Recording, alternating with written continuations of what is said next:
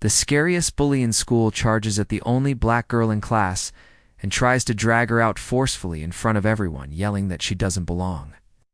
Everyone watches, but she doesn't cry, she doesn't run, she doesn't even flinch.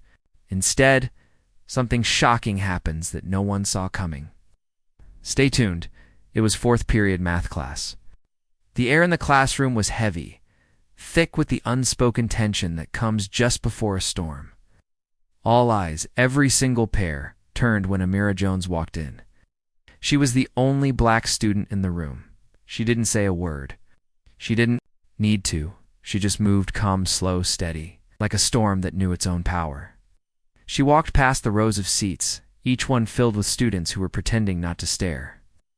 And she sat down at the back, in her usual spot. But something felt off today, from across the room. Chase Langston, the most feared bully in the entire school, turned his head. His jaw twitched. His fist tightened around his pencil. Chase was tall, he was white, he was broad-shouldered, and he was angry all the time. He had 3 suspensions on his record already this year. Nobody crossed him unless they wanted trouble. Amira didn't care about trouble, not one bit. Ms. Porter, their young and slightly nervous teacher, was writing fractions on the whiteboard. Nobody raised their hand. No one even looked at the board. Everyone was watching Chase. He wasn't looking at the board either. He was staring at Amira, hard. In the quiet classroom, that one single sound, the scrape of his chair against the linoleum floor, was as loud as a gunshot. Amira looked up from her notebook, her face completely calm. The whole room froze. Room felt like it had stopped breathing. Amira blinked. Once, a slow, deliberate movement.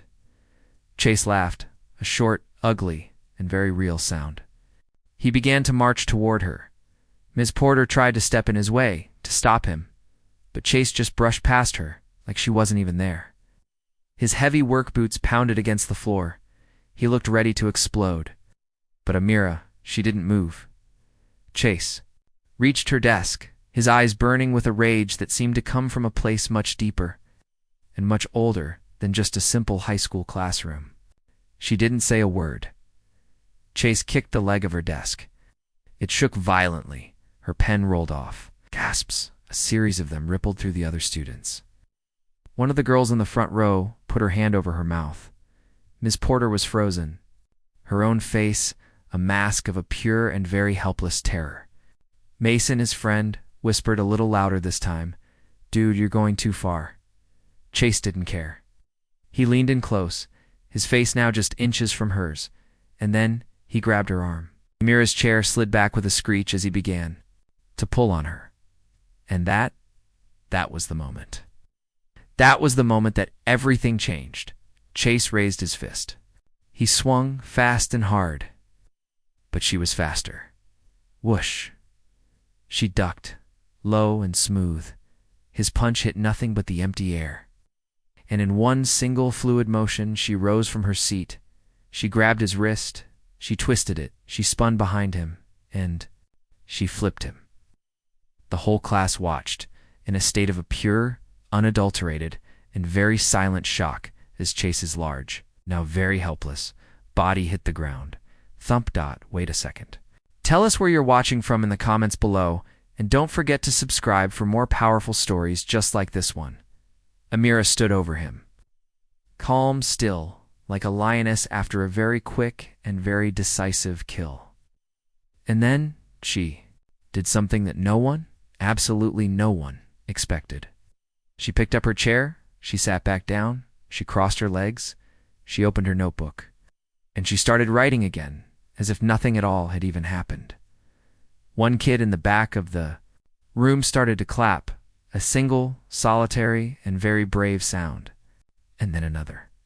And then the whole class, the entire and very silent and very scared class, broke into a massive and very heartfelt and very relieved applause, a sound that was as loud and as echoing as thunder. Ms. Porter, finally, and with a great shuddering sigh of a pure and very real relief, called the office. Moments later, 2 large school security guards rushed in. They looked at the surreal and very unbelievable scene. Chase, the school's most feared bully, on the floor. and Amira, the quiet new girl, seated, calm, and completely and utterly in control. The guards lifted Chase off the floor.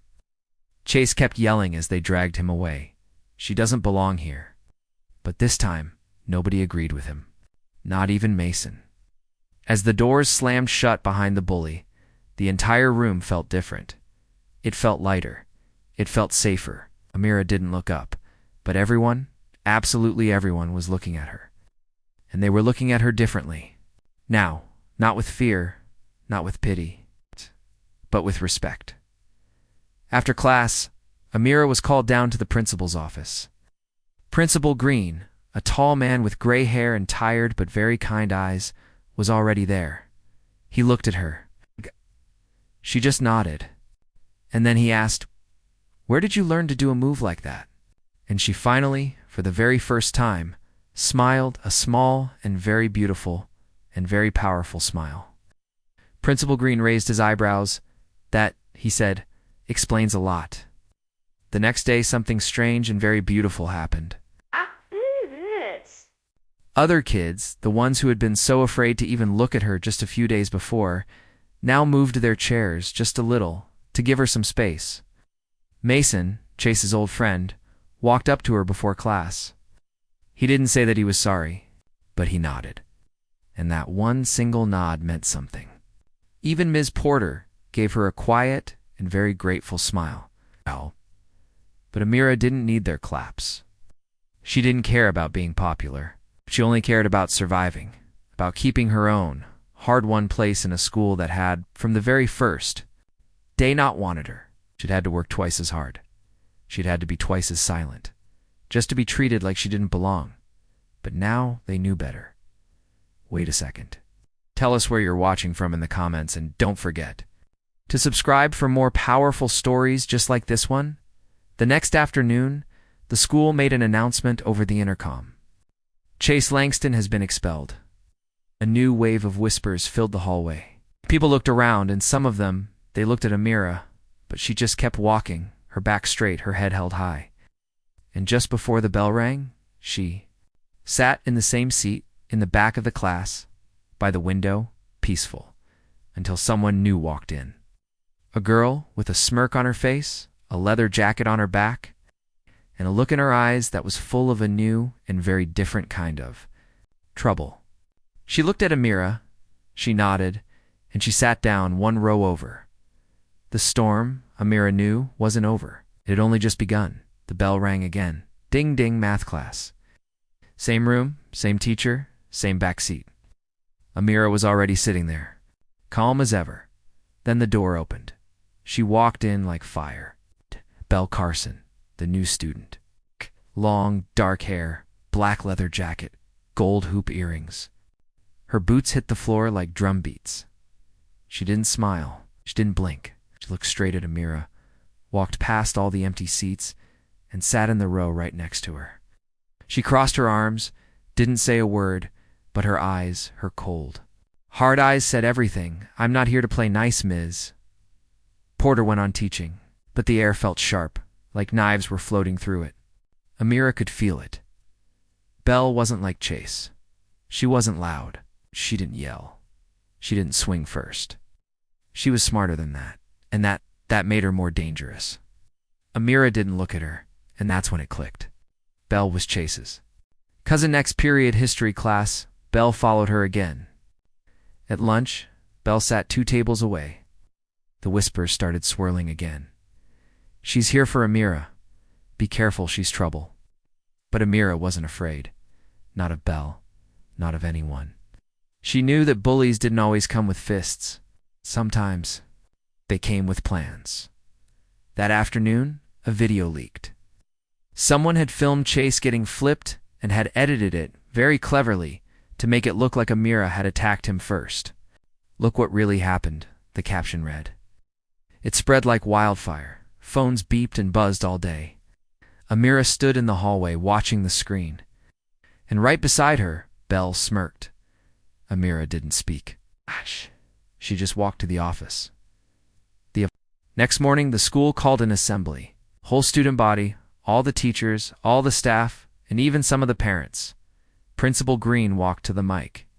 "There has been a lot of talk," he said, "about what happened earlier this week. Some of it true, some of it not. So, we are here today to clear the air." He turned to the giant screen behind him, and the full, unedited classroom video played. Everyone saw Chase yell. Everyone saw him swing. Everyone saw Amira flip him. Only after she had been attacked, right there in the middle of the crowd, Belle folded her arms, her face a mask of a pure and very public fury.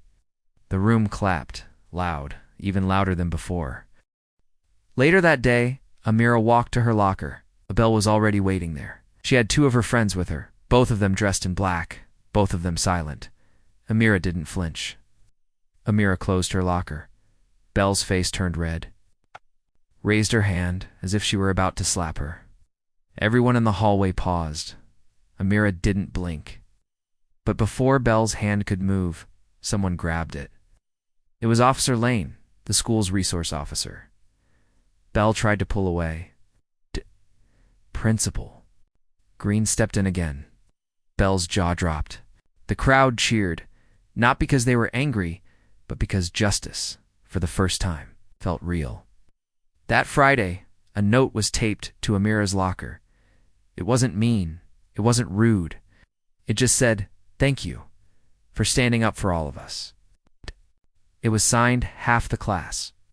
She smiled for the first time all week, not because she had won a fight, but because now the other kids who looked just like her felt like they finally belonged. Amira kept her same seat in the back row, by the window, and this time, when she walked in, nobody stared. They just nodded, and that was more powerful than any cheer. Because silence, when it is filled with respect, so much louder than any noise.